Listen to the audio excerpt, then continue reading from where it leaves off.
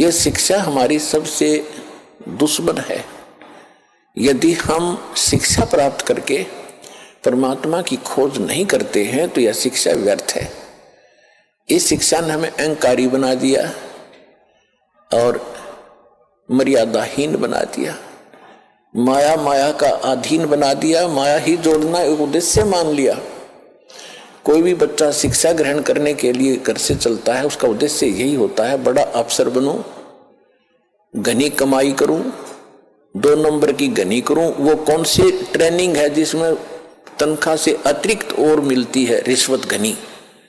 IAS बनूं, IPS बनूं, मंत्री बनूं, MLA बनूं, मुख्यमंत्री बनूं, घने माया जोड़ूं। क्या मनुष्य जीवन का यही काम था?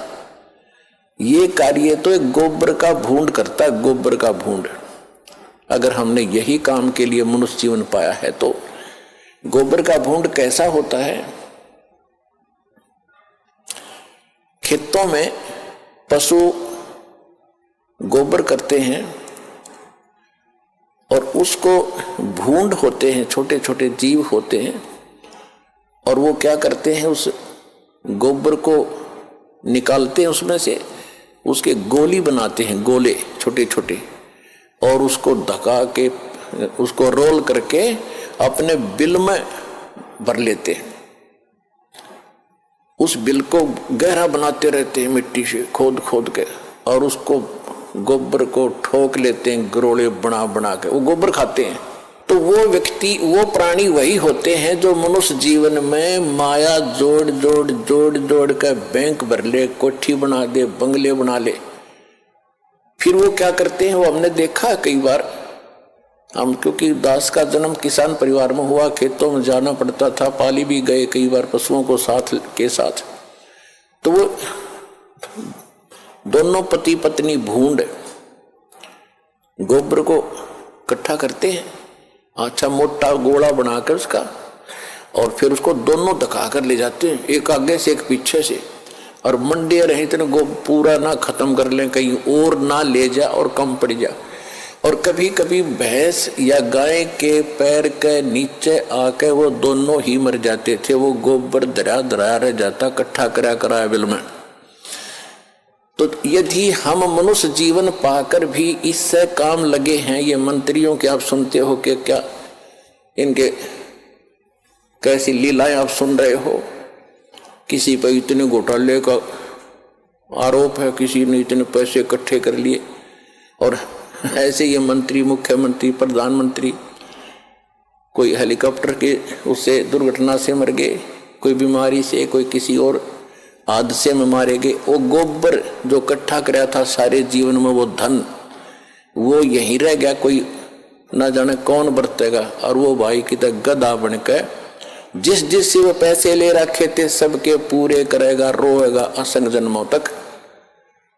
तुमने उस दरगाह का मैल नहीं देखा और धर्मराज के तिल तिल का लेखा। तो इसलिए परमात्मा यहाँ आकर के हमें जगाते हैं, समझाते हैं कि बोली आत्मा, यदि परमात्मा की भक्ति नहीं करते हो और बाकी तुम ये इसी काम लगे हुए हो, तो ये मनुष्य जीवन वाला काम नहीं कर रहे, गोबर के भूंड का काम कर रहे हो। अब बात चली थी शिक्षा के ऊपर कि पहले आप देख रहे हो, दास भी देख रहा, घना लंबा समय नहीं हुआ है। सन 1951 में दास का जन्म हुआ। सन 60 के बाद ऐसा समझण जोगा हुआ, जो बातें आज याद आ रही हैं उसमें क्या प्रक्रिया और कैसे लोग थे। अब इस ज्ञान की रोशनी से उनकी पहचान हो रही है कि पहले शिक्षा कती नहीं थी, पिता पढ़े नहीं, चाचा पढ़ा नहीं, ताऊ पढ़ा नहीं, कोई कुंबा और पढ़ा नहीं। पहले का हमारे से पढ़ाई शुरू हुई थी, उसमें बहनों की, बेटियों की पढ़ाई नहीं कराते थे। तो उसमें कितनी शांति थी, कितना एक आचरण अच्छा था, कितना प्यार था, और कैसा एक दूसरे की शर्म लिहाज होती थी।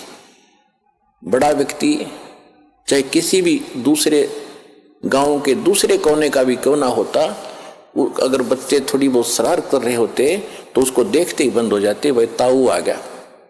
अरीब अब ताऊ चाहे कितना घूमो, घूटी लाकर गलियां बैठे रहे, और कितना व्यवहार बिगड़ गया। माया माया चाहिए, ना भाई बहन का प्यार, ना किते रिश्तेदारी में लगाव रहा। विवाह पीछे होता है और मुकदमा कोर्ट में पहले जा लेता है। हद होगी भाई, इसी जीवन में अपने लफड़े में जीवन बर्बाद कर जाओगे। इसलिए परमात्मा आपको याद दिला रहे हैं